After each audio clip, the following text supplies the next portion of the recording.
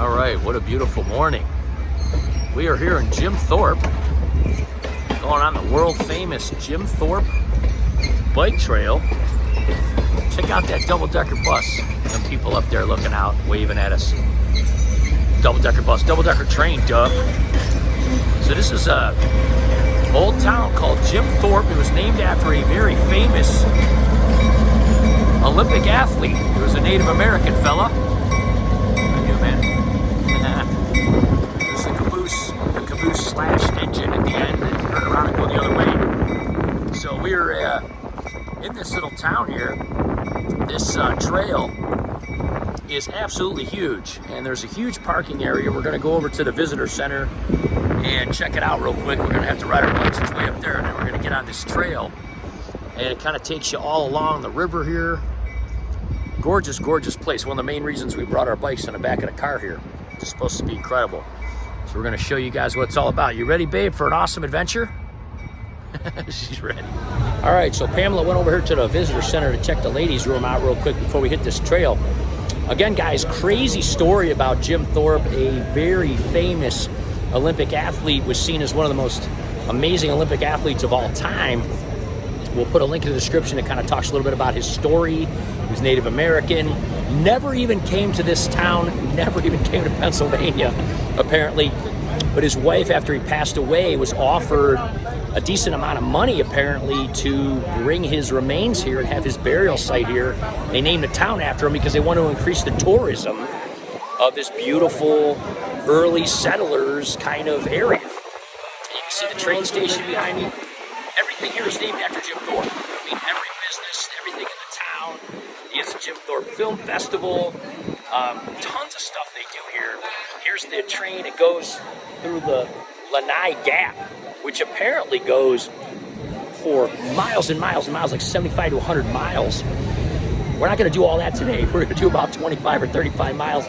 We're going to go as far as we feel, and then we're going to turn around and come back. They do have shuttles starting in May where you can rent bikes or bring your own. There's a big rental place right there, and go along this beautiful, beautiful path that is world famous. World famous. It's totally cool. Can't believe I've never been on it. So we're very much looking forward to it. Are you looking forward to it, Pamela? Yes, and I'm thankful for public bathrooms. Yeah, I mean, it's a long way to go. So we had to drive about 45 minutes from the Poconos to get here. This town is amazing. You can see some of the old buildings and old hotels right there. There's a really cool old hotel right there. You can stay right down here, go old trades. There's people from all over the world that come to visit here. It's a very famous place. People from every country, bumped into people from all over. We brought our own bikes, so we're just going to ride as long as we feel like it, and then we're just going to turn around and come back, right? Yes, and it's a beautiful day. It is gorgeous. There's a lot of people biking. We brought our own bikes, but you don't have to bring your bike. You can see they do rentals here. What they do is they put them on a trailer, and they'll actually take you in a shuttle, and they'll drop you off at one point. You can just ride back to here if you want, or vice versa. So that's kind of cool. We're not going to do all that. The shuttles don't actually run until May. So it's still considered, springtime. But it's funny, everything here is named Jim Thorpe. Jim Thorpe Film Festival, Jim Thorpe Bank, Jim Thorpe everything. We never even knew who Jim Thorpe was, but God bless you, Jim Thorpe. Pretty awesome guy. Definitely, you might have had your medals taken away, but it is also now shown all over town how amazing person you are. Yeah, we'll put links in the description. I talked a little bit about him before you got over here, but we'll put links in the description about him. He's an amazing guy, amazing story. So we're going to hit this. We'll stop along the way. We'll show you guys some stuff. I'm pretty excited, man. This seems pretty awesome. So check it out, guys. I'm going to actually go hit the little boys' room here real quick, and I'm going to show some of this. They actually have Jim Thorpe trolley tours, too, so they can take you in a trolley and take you all around the town and stuff like that. I mean, look where this is nestled in here in the mountains like this. This is absolutely gorgeous. I can only imagine that a trolley tour or a train tour is amazing. Look at this big old church kind of like on this hill here. I mean, the buildings are so amazing. Big coal industry in Pennsylvania, of course, but a lot of that's changing now over the years with, renewable energy and things like that. But a lot of my relatives actually worked in the coal industry. They no longer do, and they're very happy not to, actually. Not necessarily fun work to do. But yeah, we're gonna take you guys along here and stuff. Just want to show you more of the trains and the train station. Really, really neat. Just a quick stop at the visitor center. It tells a lot about the history here. This kind of lays out the whole gorge and all the trails. I mean, this is gigantic, guys. Absolutely gigantic. This is where we are. Like I said, we're just gonna ride for a short amount of time and probably turn back. Maybe we're gonna go 20, 25 miles. We'll have to see. But you can see this is nothing. I mean, this trail goes on. You could go for days on this thing. Too bad we're not gonna be here for that film festival, because that would actually be really kind of cool. Here's a big timeline that kind of shows everything all through the years and everything, and how everything goes. Tons of awesome helpers and really cool place. Love an old train station. I mean, how cool is this? Super, super neat. Really glad we came. This tells a little bit more about them, what the original name of the town was and stuff. Again, we'll put links in the description, guys, if you've never heard of them. Really amazing individual. I had to stop and show some of these houses. Look at these amazing, huge old houses up here in these hills that they've left. And people still live in them. They're absolutely incredible. So this gorge, we're going this way, and the reason is we're going because there's a 2% incline plus wind. So coming back, we'll have an easier time. Time. We're going to go 2% down, and then the wind will be at our backs, kind of following the gorge. The gorge, as you can see, is flowing that way. So we're going like the hard way first, and when we get tired, we'll come back, and it'll be a lot easier on the way back. But wanted to get some of these. I mean, look at these huge. There's so many of them all along the way here. Really, really neat. Okay, we came to our first bridge. Whoa, look at this, guys. Look at that sky today. I mean, you wouldn't know it's April. It's almost 80 degrees, sunny, beautiful blue sky. I'm gonna stop here. And there's the train. It would be right next to us if it was coming by. I'm gonna stop here real quick. I mean, how amazing is this? Definitely have the wind in our face, and definitely have a, incline going. Look at that today. Wow, look at that, guys. Isn't that incredible? Isn't that something? She's hot. She's taking her sweatshirt off already. Yeah, we didn't expect it to be this warm. The wind helps to cool you down, but it's right in your face, so it's slowing you down. Like I said, the way home is going to be incredibly fast because you got the 2% down and then the wind on your back. But look at this gorge, how amazing. So this is very much like when we go on the towpath in Ohio, but it's just not this big, and there's not like the mountains. There's more of these houses you can see. They have a lot of these like chalets and houses you can rent and stay here. This is also a big skiing town. A lot of people come here and go skiing in the Pocono area, stay in these cabins and stuff. Just want to stop on this bridge and show you guys. When we come across cool stuff, we'll stop and shoot for a minute here. I had to just kind of stop for a second to take this all in. I mean, look at this sky today. This has got to be incredible in the fall. We may have to come back here and just stay in this little town and do this ride. You know, unbelievable. Jack and I he's wanting to go to Atlantic City because now the showboat is all kid friendly, like family friendly. It's like a Dave & Buster's to the 10th power. So I was thinking of taking him to Atlantic City when he gets out of school. We might have to stop here on the way because he'd love this trail, but just look at these mountains all around us. Can't imagine what this would be like in the fall. We may have to come in the fall too. All right, guys, here comes the train. What's up, Pamela? Look at this thing. This thing's amazing. Gotta show more of it.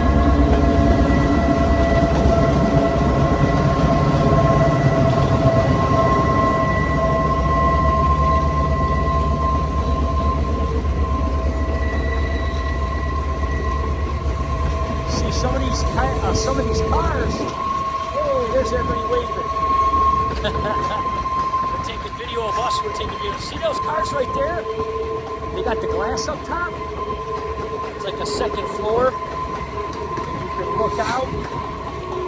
Isn't that awesome? They probably have, I saw, fall tours and stuff. You go up in there and you can just see out right over your head. Wouldn't that be amazing? Really fun. Fun train ride. Oh, kids on there. Having a plastic glass. A lot of people out there are standing. They're leaning out the windows. Looking. How cool. There you go, mile 127. No, I'm just kidding. You could go all day on this. There's just hundreds of miles.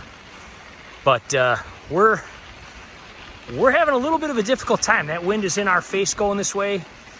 We're at about 10 miles. We're not sure if we're going to keep going or not. It's pretty challenging. The cinders do get deep at times too, and we are in an incline, so we're going to see. We're going to go a little more here maybe, and then we'll turn around and have an easy ride home. But it's really cool watching the trains pass and everything. I'll show you guys some more stuff along the way. But it's just absolutely gorgeous. All these leaves are still here from fall and winter. I assume most of them probably start to erode and blow into the gorge and stuff, you know, pretty soon. But yeah, this has got to be amazing when this all fills in with green. And then of course in the fall has got to be ridiculous. I've never in my life seen so many rhododendron just for miles. Look at them all hanging on the rocks here. They're absolutely beautiful. They've already filled in their green. A lot of the other trees have not. You can see the red buds all over them. So they're getting ready to, you know, bring their leaves in here. But there's no pollen or anything yet. It's actually kind of a really perfect time to come. It's not too hot. There's not many people. There's not a lot of pollen yet. So it's really something. All right, so we kind of hit the 10-mile mark here, and this is actually an area where it seems a lot of people are turning around. This 2% grade and wind, honestly, believe it or not, is pretty challenging, especially for our first big bike ride of the year. A lot of people are kind of turning around at this point. Again, they don't run the shuttles till May. Now, if they did, you could take the shuttle down here. You could do 25 miles, 2% down, which 2% down, 2% up might not be seem like a big difference, but it's a huge difference when you're riding, especially an old school bike with no gears. So if you do come after that, you know, after May 1st, you can certainly do that. I thought I would show this though, because this is pretty cool. About every mile or so along this gorge is a backboard. And then interesting. And we talked to a couple guys putting one in. They were putting in a new one. They were replacing the beam because it had kind of rotten. This is where they do all the whitewater rafting along here. So they have these backboards in case, of course, there's a problem or an emergency about every mile along the way. Obviously, in the spring, the water's moving pretty good. In this area, it's kind of deep, but in a lot of these areas, it's moving along pretty quick. So if somebody flies out, let's say hit their head or whatever, you know, they probably have a security type of safety EMS. I mean, if you call 911, I don't even think they'd be able to make it down here. So they bring a backboard up here, and they probably have like a, you know, some sort of vehicle or truck that they would be able to take you to safety or something like that. So yeah, it's hardcore. It's pretty hardcore here. So anyway, we're having a little snack at this little picnic table here. Pamela's doing a little stretching and some snacking, and we're going to turn around and we're going to, you know, go back the other way. It took us about an hour and 15 minutes or so to do 10 miles. We're going to guess we're going to do that in close to half the time. We turned around down there a little bit and came back this way, and it was so easy pedaling. Again, think about 2% going up on, you know, a treadmill and 2% down, huge difference. I mean, I'm basically rolling down, hardly pedaling at all, especially with the wind. So it's going to be a real easy ride all the way back. And then we're going to check out the town a little bit and just do a little conclusion here. But this was super fun, and definitely recommend coming for sure. This is one of the most beautiful trails we've ever done, for sure. All right, guys, we're almost back here. I mean, big difference coming downhill like this, eh, babe? We're flying and we're barely pedaling. Just 2%. I mean, what a difference. You look next to the water next to you, and it doesn't look like it's moving because you're moving along with it. It's pretty cool, huh? But man, look at this. The sun says something. It's about 3 in the afternoon. Sun's hitting the thing. We're in the shade.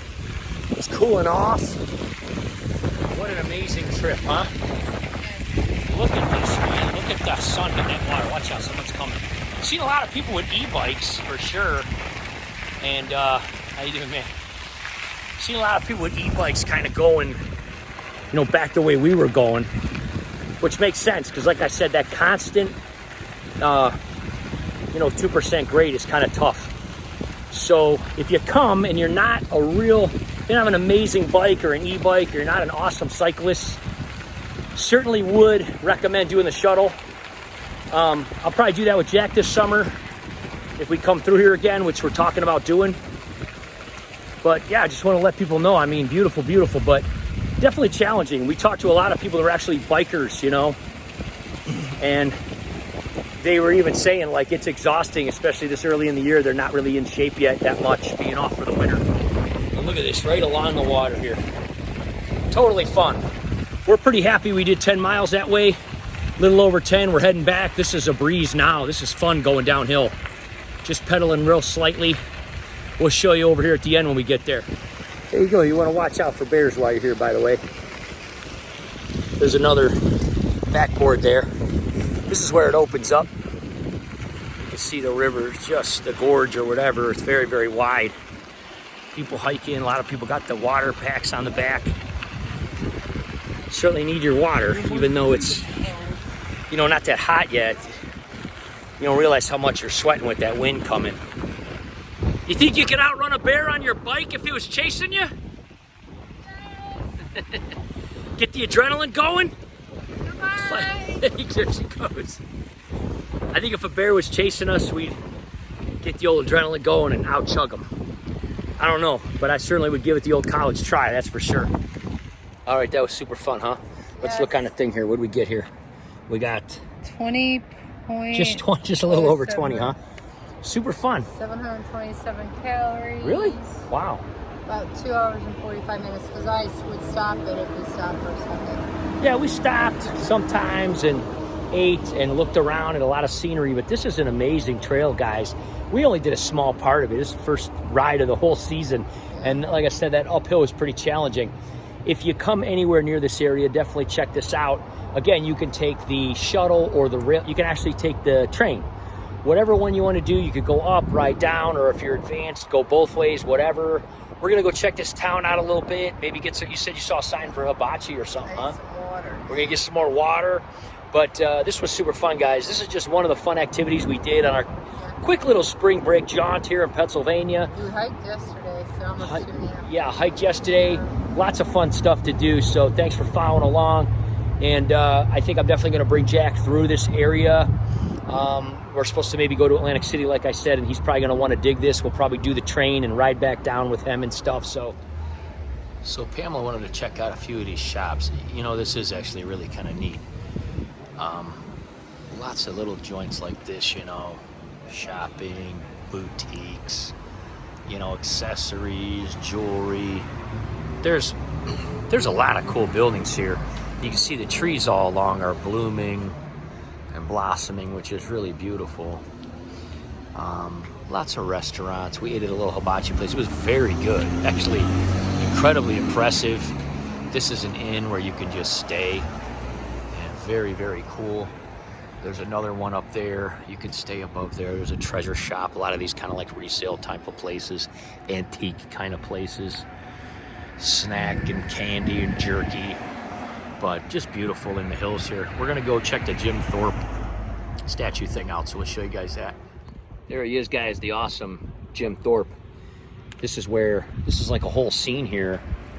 They actually have, like I said, his grave is over there. We're gonna check that all out, but what an amazing story, guys. We'll put some of his, I mean, this guy was one of the best athletes that ever lived in the history of the world.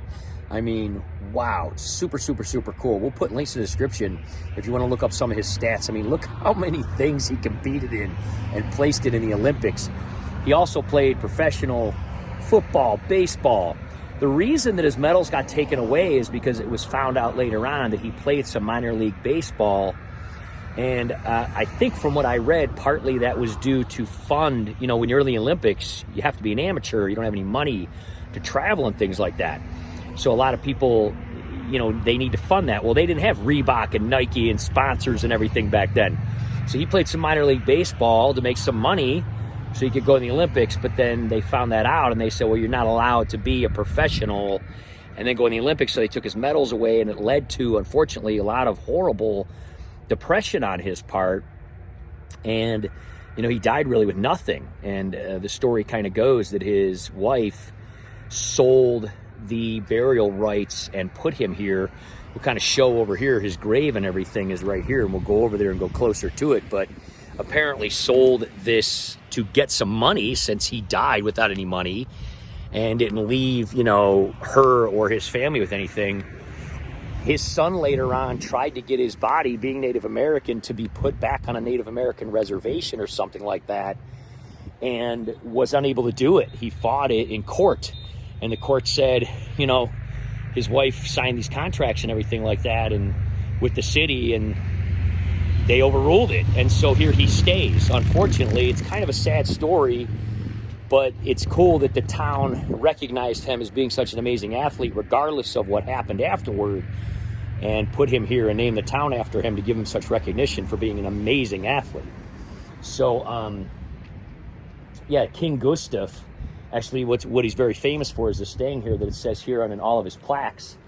King Gustav of Sweden, back in the 1912 Olympics, told him, "Sir, you are the greatest athlete in the world." And Jim Thorpe was quoted as basically saying, he was a very humble guy apparently, and he just said, "Thanks, King." And that's a very famous quote. But it almost kind of chokes me up, you know, to especially being Native American myself, that, you know, this man was not really recognized throughout history as being so great as he was. He has records that have still never been broken. It's unbelievable, all the way from back in 1912.